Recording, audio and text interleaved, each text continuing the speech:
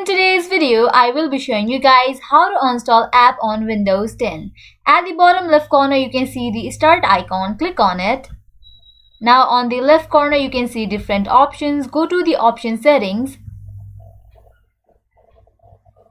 Now here you can see different options. Go to the option apps.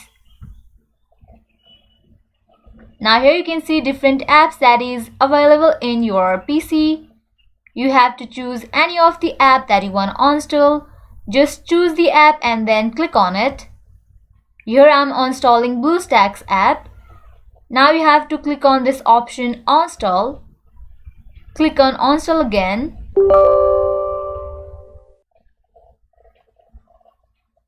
Click on install.